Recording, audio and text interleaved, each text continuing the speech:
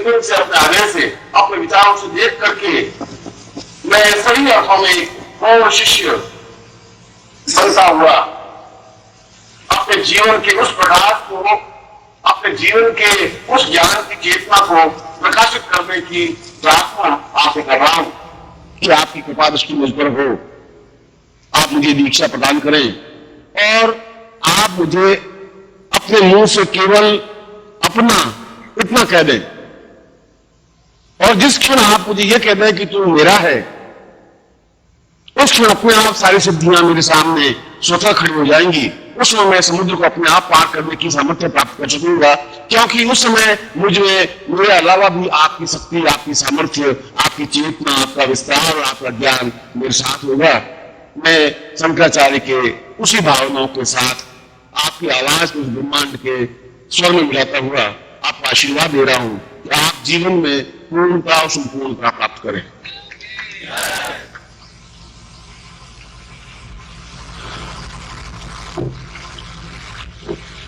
प्रत्येक दिन अपने आप में महत्वपूर्ण होता है, प्रत्येक क्षण अपने आप में महत्वपूर्ण होता है, क्योंकि हम उस क्षण की महत्ता को शायद नहीं समझ पाए, इसलिए उस क्षण को अपने चिंतन नहीं दे सकते। मगर यदि हमारी प्राण चेतना हो, प्राण चेतना का मतलब है हमारे प्राण जागृत हो, और जिसको आप प्राण कहते हैं वो जीव है। आज जो जिंदा रहने की क्रिया है वो जीव की जिंदा रहने की क्रिया है, उसमें प्राण तत्व नहीं है। प्राण तत्व को, ज्ञान चेतना को प्राण तत्व कहते हैं। जीव और प्राण में मूलभूत अंतर है। पूर्ण रूप से ज्ञान की चेतना को प्रज्वलित करने की क्रिया प्राण है, उसको प्राण वायु कहेंगे, उसको प्राण चेतना कहेंगे। यह जीव है जो अपने आप में सैकड़ों संघर्षों में, सैकड़ों विचारों में, सैकड़ों धारणाओं में अपने आप में विचरण करता रहता है। इसलिए जीव माया में भ्रमित हो सकता है, प्राण माया में भ्रमित नहीं होता। और जीव का केवल उद्देश्य इतना ही है कि माया में भ्रमित हो। और माया का तात्पर्य है कि हम बार बार अपने विचारों को बदलें। ये ठीक नहीं है और ये ठीक है, वो गुरुजी सही है या गुरुजी गलत है, इस साधना से, इस दीक्षा से क्या हो जाएगा, क्या नहीं हो जाएगा, ये सारा हमारे मानस में अंतर मंथन होता रहता है। और नहीं भी होता है तो हमारी श्रद्धा नहीं टिक पाती, हमारा विश्वास नहीं टिक पाता, हमारी आस्था नहीं टिक पाती। और जब तक वो टिकेगी नहीं, और तब तक नहीं टिकेगी जब तक हमारी प्राण चेतना जागृत नहीं हो पाएगी। दीक्षा का तात्पर्य कि हमारे प्राण चेतना जागृत हो। दीक्षा का तात्पर्य कि हम अपने आप में समर्पण होने की क्रिया को अपने हथेली पर रख सके, अपने आप को फना कर सके, अपने आप को प्रेरित कर सके। अगर एक दीपक पर पतंगा जब जलने के लिए उद्यत होता है, उस समय वो कोई हिसाब किताब नहीं करता। उस पतंगे की भी पत्नी होगी, उसके भी बच्चे होंगे, पतंगा भी अपने आप में जीवन को प्राप्त होता होगा, पतंगे की एक जिंदगी होगी, मगर उस समय को सोचता ही नहीं। उस समय तो केवल एक भाव रहता कि मैं अपने आप में फना हो जाऊं, अपने आप को जला दूं, बता दूं कि मैं तुम्हारे प्रति अपने आप को समर्पित कर सकता हूं। यदि वो हिसाब करने लग जाए तो कोई पतंगा कहलाएगा ही नहीं। एक छोटा सा पतंगा हमारे मनुष्य से बहुत ज्यादा प्राण चेतना लिए हुए है, क्योंकि उसमें अपने आप को समर्पित करने की भावना है। अब उसमें वो जल जाता है या बच जाता है, वो सोचता नहीं। ये गणित तो तुम्हारा जीव करता है। जीव में ऐसा चिंतन होता है कि मैं करूं कि नहीं करूं। इसलिए कल में जो मैंने प्रवचन आपको समझा रहा था कि जीव के माध्यम से हम अपने परिवार को नहीं पहचान सकते तो गुरु को तो पहचान ही नहीं सकेंगे।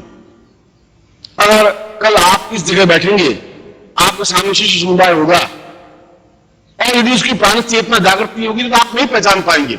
और गुरु का तात्पर्य, गुरु का अर्थ, गुरु का मूल्य इसलिए है कि वो बीच बीच में माया का विस्तार करता रहे। गुरु करता है, यह गुरु के करने के लिए एक आवश्यक तत्व है, करना पड़ता है उसको। यदि ऐसा नहीं करे तो जीवन में बहुत ज्यादा आप इतनी भागदौड़ में व्यस्त हो जाएंगे कि अपने आप को संभालना कठिन हो जाएगा। आपकी दौड़ 2 किलोमीटर प्रति घंटे की है या 10 किलोमीटर प्रति घंटे की है, और यदि आपको 50 किलोमीटर प्रति घंटे की चलने की हो तो आप नहीं चल पाएंगे। इसलिए नहीं चल पाएंगे कि आप में प्राण चेतना जागृत नहीं है। इसलिए कि गुरु एकदम से 50 किलोमीटर आपको दौड़ा नहीं सकता, संभव नहीं है। फिर वो एकदम से जो यहां से प्रवचन पूरा करता है तो कहता है, अरे भाई क्या समाचार है, कैसे हो। मंच में बैठे हुए तो दूसरे थे, या अब तुम्हारी बुद्धि एकदम से काम करेगी नहीं, अपने आप की बुद्धि की उस खाने से उस खाने पे तुम जाने की कोशिश तो करोगे। मतलब मुझे कि ऐसा शायद ये बात सही है जो यहां बैठे हुए ये गुरु जी सही हो, मंच वाले कुछ गुरु जी दूसरे होंगे, भगवान जाने वहां क्या हो जाता है। और यदि कभी कोई वहां पर कभी समझ में हो जाए तो मैं उतनी अच्छी ढंग से मतलब गजल भी सुना दूंगा, मैं बैठकर आप लोगों हाथ में ले लूंगा और शायद गजल आप सुनेंगे तो ये आंसू की मासूम की बात नहीं गुरु जी उतनी गर्मी से कर लेते, वो हमारे गुरु जी नहीं हो सकते, तुम्हारी बुद्धि काम नहीं कर सकती। और यह जो माया को भूलने की जो क्रिया है वह दीक्षा है। दीक्षा के बाद भी यदि आप माया के कंट्रोल में रहे, फिर भी आपका एक भ्रम में रहे, हर समय मन में रहता है कि मेरी पत्नी चरित्रवान है भी कि नहीं चरित्रवान है, तुम्हारे पास कोई मापदंड है ही नहीं, कोई पैमाना है ही नहीं, तुम किसी ढंग से उस पैमाने को नहीं नाप सकते। कोई पुरुष अपने आप में सक्षम है या नहीं है, या समर्पित है या नहीं है, या एकनिष्ठ है या नहीं है, तुम्हारे पास कोई पैमाना नहीं है। तुम्हारी बुद्धि तो एक बहुत छोटी सी है जो बहुत थोड़ी दूर तक दौड़ती है। दीक्षा और शादी जीवन की प्राण चेतना का जागरण अपने आप में बार बार जागरण करने की क्रिया नहीं होती। एक बार ही अगर जागरण हो जाता है, एक बार ही अगर ठोकर लग जाती है, एक बार विचार आ जाता है तो अपने आप में एक समर्थ गुरु बन जाता है, हम समर्थ में व्यक्तित्व बन जाता है। दादू दयाल के या दादू दास के शिष्य थे रज्जब, आप नाम सुना होगा दादू का। और दादू ने रज्जब को कहा कि देख रज्जब, सब कुछ करना, शादी मत करना, क्योंकि तुम्हारी मैंने एक चेतना पैदा की है, एक तुम्हें शिष्य बनाया है, मैं तुम उस जगह ले जाना चाहता हूं जहां तुम मर नहीं सकते और सैकड़ों लोग मरेंगे। तो रज्जब नाम आज से 2000 साल बाद भी होठों पे रहे और आदमी अपने नाम के लिए बहुत प्रयत्न करता है, बहुत चालाकियां बरतता है, अपने नाम के लिए ताजमहल बना देता है, अपने नाम के लिए मकान बनाता है, मकान के ऊपर नाम पत्र लिखता है कि नारायण भवन, पुरुषोत्तम भवन। क्या जरूरत है पुरुषोत्तम भवन की लिखने की, क्या जरूरत है? इसलिए कि वो मेरा नाम जिंदा रहे, मरने के बाद भी लोग पुरुषोत्तम भवन के। बिरला मंदिर, और राम के मंदिर तो देखे, कृष्ण के मंदिर देखे, बिरला जी के मंदिर कहां से बने? कृष्ण मंदिर लिखते तो समझ में आती, राम मंदिर लिखते तो समझ में आती, विष्णु मंदिर लिखते तो समझ में आती, अब बिरला मंदिर कैसे? उनको जिंदा रहना है बिरला जी को, और उनको काम किया नहीं किया, जो कार बनाने से जिंदा रहते नहीं, इसलिए बिरला मंदिर बना दिया। जिंदा रहने के लिए आदमी और कुछ नहीं कर सके, घासीराम की कुछ नहीं कर सके तो बेटे को कहेगा मरने के बाद मेरा श्राद्ध जरूर करना बेटा, साल में एक बार तो साथ मेरा नाम जिंदा रहे। और यदि आप हरिद्वार चले जाए और हरिद्वार के आगे आप देखें तो जितने सड़क पे पत्थर बिछे हुए सबके नाम लिखा हुआ। मूली देवी ने अपने पति किशनलाल जी के यादगार में पत्थर जड़वाया, और क्या जरूरत, मर गए वो अपने आप चले गए, अब मूली देवी की जरूरत कहां है? मगर उसके पति को मैं मर जाऊं मेरे नाम के लिए पत्थर जड़वा देना जरूरत, मगर ये बहुत क्षणिक नाम है। आदमी आप भी, आपके मन में तो चिंतन है कि समाज वाले मुझे पहचाने, 4 लोग मेरी सराहना करें, मुझे पूछें, मरने के बाद भी मुझे याद करें, और अपने पुत्र पैदा करने की क्रिया या पुत्र को बड़ा होने की क्रिया या उसकी शादी होने की क्रिया, ये सब कुछ दान देने की क्रिया, फोटो खिंचवाने की क्रिया, और घर में फोटो लटकाने की क्रिया, और अपने पिताजी के फोटो पर फूलों की माला पहनाने की क्रिया, ये सब क्या है? केवल उनको जिंदा रखने की कोशिश है, उसमें सफल नहीं हो पाते। जो तुम्हारा पोते आएंगे तो दादाजी का फोटो हटा करके नीचे रख देंगे, पिताजी का फोटो लटका देंगे, दादाजी को लेन देंगे, फिर उनके बेटे आएंगे उनका फोटो हटा देंगे, उनका फोटो रख देंगे। फोटो के माध्यम से तुम्हारा नाम जीवित जागृत नहीं बन सकते। इसलिए दादू ने कहा कि जब ऐसा तो जिंदा नहीं रह सकता तो उसी से बने रहना, शादी मत करना, फिर तो माया जाल में उलझेगा, शादी होगी फिर संतान होगी, तो संतान पैदा नहीं करना चाहेगा तो मां कहेगी मैं पोते का मुंह देख के मरना चाहती हूँ, अब तो मेरे गिनती के दिन रह गए बेटा, तू समर्थ बेटा है, और फिर तो संतान पैदा होगी, फिर उनका पानी पोषण होगा। मैंने कहा अच्छी बात, 5-7 महीने बीते और घर वालों ने उनको तंग किया, परेशान किया, रज्जब को कहा तू शादी कर ले, और शादी बिना कैसे, घर वाले सारे उसको परेशान हुए, उसको घोड़ी के ऊपर बिठा दिया, बैठ। और पीछे बाराती ढोल वोल बजाते हुए चारों तरफ से घेर करके, जैसे कैदी को कटघरे में ले जाते हैं घेर करके, ठीक उसी प्रकार से घेर करके इधर बाराती उधर बाराती, पीछे बाराती, आगे बैंड वाले, वो भागे तो भाग नहीं सके, और जा रहे थे लड़की वाले की तरफ, और वो झूले लटकाए हुए घोड़े के आगे, जैसे झूले लटकते हैं ऐसे लटका हुआ बैठा घोड़े के ऊपर। सामने दादू वाल आ रहे थे गुरु। दादू की नजर पड़ी कि है तो रज्जब, मगर घोड़े के ऊपर कैसे बैठा है, बात क्या है।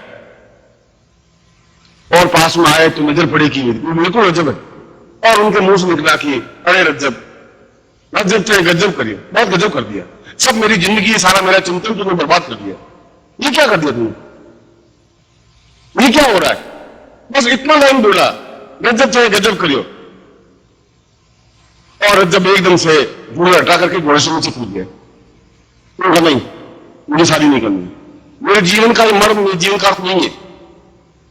ज्ञान से इतना जागृत होने के लिए कोई लंबे समय की जरूरत नहीं है, साल 2 साल 5 साल, एक ठोकर की जरूरत है, एक चेतना की जरूरत है, एक विचारधारा की जरूरत है। एक सेकंड में लगा रजब को, रजब अपने आप में महान रजब बना। आज भी लोग उसको याद करते हैं। अगर मीरा का नाम लेंगे, दादू का नाम लेंगे, कबीर का नाम लेंगे, तो कबीर से भी कई ऊंचे लेवल पर रजब है, जिसके पद दिन की साख है, उनके डोरे अपने आप में अद्वितीय है। और तुम्हारी भी जिंदा रहने की जो क्रिया है, वो अपने आप में प्राण चेतना को जागृत करने की क्रिया है। मेरा सारा प्रवचन का आधार इसलिए नहीं है कि आप बहुत करोड़पति बन जाएं, लखपति बन जाएं, हजारपति बन जाएं। मेरा सारा है कि आप अपने जीवन की चिंगारी को प्रज्वलित करके उस ऊंचाई पर पहुंच सके जहां तुम पहुंच सकते हो। कल के प्रवचन का सार यही था कि आप अपने आप को जिस दिन पहचान लेंगे, हो सकता है अभी पहचाने, 2 साल बाद पहचाने, नहीं पहचाने, फिर अगली जिंदगी लाइफ में आपको सामने हूं, फिर मैं आपको बात कहूंगा, फिर आप मेरी बात सुनेंगे, फिर आप गड्डी उठाएंगे, फिर आप घर चले जाएंगे। ऐसा नहीं हो सकता है। मैं फिर भी इसका तात्पर्य यह नहीं कि मैं कहना छोड़ दूंगा। और ये दीक्षा जो मैं आपको देने जा रहा हूं, वो अपने आप में इस चिंतन का परिणाम है। क्योंकि जहां हम शक्ति की आराधना कर रहे हैं, वो शक्ति को अपने आप में प्राप्त कर रहे हैं, मगर वो शक्ति शिवत्वमय हो, कल्याणमय हो। अगर शिव नहीं है तो वो शक्ति अपने आप में व्यर्थ है। अगर मुझे बहुत पहलवान, बहुत ताकत तो बहुत होती है, शक्ति तो होती है, मगर दूसरे आदमी को गिराने में काम आती है, कल्याणदायक नहीं है। वो दीवार से टकराने के काम आती है। शिवमय हमारी शक्ति हो, कल्याणमय हो, अपने आप में पूर्ण चैतन्यमय हो, पूरे ब्रह्मांड में हमारा नाम हो, विचरण हो। केवल जमीन पर तो कौवा, कीड़ा मकोड़ा भी ले जाएगा, इस जमीन पर आप लेकर के बहुत मान कर नहीं कर रहे। आपका विचरण हो पूरे गगन में, पूरे ब्रह्मांड में। ब्रह्मांड दीक्षा का तात्पर्य है कि आप केवल एक छोटे से कटघरे में कैद नहीं हो। जिस दिन आप इसका महत्व समझ लेंगे, नहीं समझे वो तो आपके खुद के चिंतन, आपकी खुद की विचार है। मैं बात कहूं, आप अपने ढंग से उसको समझे। बुद्ध ने प्रवचन किया और सामने शिष्य बैठे हुए थे। उस शिष्यों में एक चोर भी बैठा हुआ था, एक वेश्या भी बैठी हुई थी, एक सन्यासी भी बैठा हुआ था, और भी 15, 20, 25, 50 लोग बैठे हुए थे। बुद्ध ने प्रवचन समाप्त करने के बाद कहा कि अब सब रात्रि को अपना अपना काम करें। वेश्या ने कहा कि बुद्ध कितना सही कह रहे हैं, अब जाके मुझे अपना व्यापार शुरू करना चाहिए। आज टाइम 9 बज गए, जो ग्राहक निपटा थी,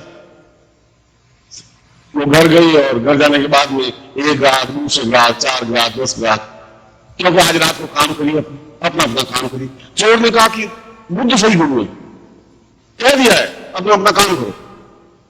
बस गए और चोरी, उस दिन चोरी करने का विचार था ही नहीं, बुद्ध ने कह दिया कि अपना काम करना आज रात को, तो जाकर चोरी करो। और सन्यासी ने भी इस लाइन को सुना। उसने कहा, बुद्ध ने कह दिया कि आज की रात सोना नहीं है, पूरी साधना में व्यतीत करना है, और उसने पूरी रात साधना संपन्न की। बुद्ध ने बात तो एक ही कही, अब तीनों का जो कंसेप्ट माइंड का था वैसा ही समझा, अनुभव उसको वैसा ही हुआ। अब मैं बोलूंगा, बात तो एक ही कहूंगा। अब आपके मन में जितने जाले जमे हुए हैं, जितनी आपके कुंठाएं जमी हुई है, जितनी अज्ञानता जमी हुई है, उसी तरीके से आप उसका अर्थ लेंगे। और आप चोर अगर कह दे कि मैं चोरी इसलिए कर रहा हूं कि गुरुजी ने कहा, पूछ लीजिए गुरु जी ने कहा कि मैं आज रात अपना काम कर लेना, तो मैं कर रहा हूं। और वैसे लगा मैं पाप कहां कर रही हूं, खुद बुद्धि ने कहा है, गुरु जी ने कहा है आज की रात काम करना, तुम्हें सोना ही नहीं है सारी रात। और तुम भी अपने अपने तरीकों से अगर अर्थ लें, अगर मैं कहूं कि पूरे ब्रह्मांड विचरण करना है या ये तुम्हारा काम करना है या चिन्ह प्रज्वलित करनी है, तो ये तो आपका अर्थ है, आपका कंसेप्ट है, आपका चिंतन है। मैं तो आपको पूर्ण रूप से आपको अपनी एक शक्ति, अपनी ताकत, अपना एक फोर्स देना चाहता हूं और दे रहा हूं। पारस शिवलिंग अपने आप में रसलिंग कहलाता है, अपने आप में एक अद्भुत वस्तु है जिसका तुम महत्व, जिसका मूल्य तुम समझ ही नहीं पाए, समझ भी नहीं पाओगे, मगर अपने आप में ये घर में रहना है, अपने आप में इसकी श्रेष्ठता अद्वितीयता है। इसलिए कि आपका पूरा जीवन शिव के साथ साथ शक्तिमान बन सके, शक्ति के साथ साथ शिवमय बन सके, और दीक्षा के साथ साथ आप प्राण से इतना जागृत करके उस लक्ष्य को, उस सिद्धियों को, उन साधनाओं को, उन विशेषताओं को, उन पूर्णताओं को प्राप्त कर सके जो तुम्हारे जीवन का अभिष्ट लक्ष्य है, उद्देश्य है, चिंतन। मैं अपने शाम के प्रवचन में उन सारी क्रियाओं को समझाऊंगा जिस तरीके से आप उस दीक्षा के बाद इस प्रकार से कम समय में ज्यादा से ज्यादा उपलब्धि प्राप्त कर सके, इस तरीके से कर सके। मैं समझाने की प्रयत्न करूंगा यदि आपके दोनों कान खुले होंगे, यदि आप उस बात को हृदय में उतार सकेंगे। यदि मैं कहूँ आप भूला गए, यदि मैं कहूँ आप उसका मनन नहीं करें, अध्ययन नहीं करें, ये तो आपके चिंतन की बात है। नदी तो अपनी जगह बहती, आप प्यास नहीं बुझा सके, आपकी मर्जी है। वो तो पूरी तरह से आप में वही रहा है, आपका पात्र ही नीचे से फूटा हुआ है, तो मैं कितना ही जल उसमें डालूंगा वो तो बह जाएगा। दोष उस पात्र का है, लेने वाले का तो कोई दोष है ही नहीं।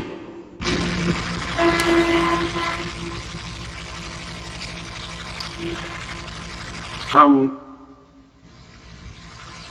जीवन की एक बहुत महत्वपूर्ण दीक्षा के बाद भी ब्रह्मांड दीक्षा, जो कि अपने आप में एक अद्वितीय दीक्षा है, अद्वितीय सृष्टि से कि उनके मंत्रों में अपने आप में पूर्ण प्राणों को जागृत करने की चेतना प्रभाव है। और ऐसा अद्वितीय क्षण को प्राप्त करने के लिए, ऐसे अद्वितीय क्षण को जीने के लिए हम अपने गुरु का और अपने सिद्धाश्रम के गुरु परंपरा को स्मरण करते हुए हम इस योग को प्रारंभ करेंगे। उनके प्रति हम नमन हों, क्योंकि उन्होंने इस प्रकार की श्रेष्ठ साधनाएं हमें दी और जिनका ज्ञान और जिनका विस्तार पूरे ब्रह्मांड में व्याप्त है, हम भी उसका एक पार्ट बने, हम भी उसका एक भाग बने। इसलिए उस दिन तो मैं गुरु पंचक बोला था, आज मैं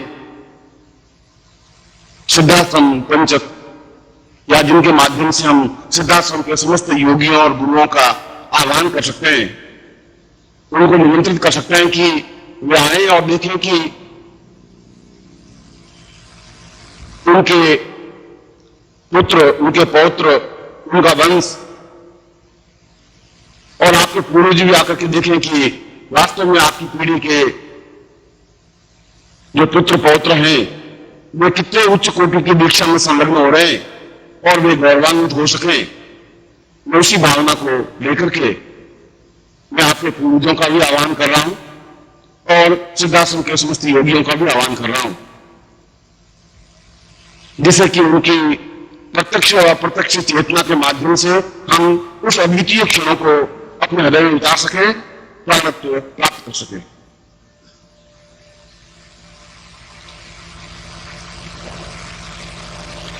मेरे साथ आप बोलेंगे भी और मेरी आवाज को पूरा आपके पास पहुंचनी चाहिए। आपके सामने जो शिवलिंग है और जो सामग्री है वो खुली हुई होनी चाहिए। अगर जिनके पास है प्लास्टिक है तो हटा दें और उनके सामने स्थापन कर दें।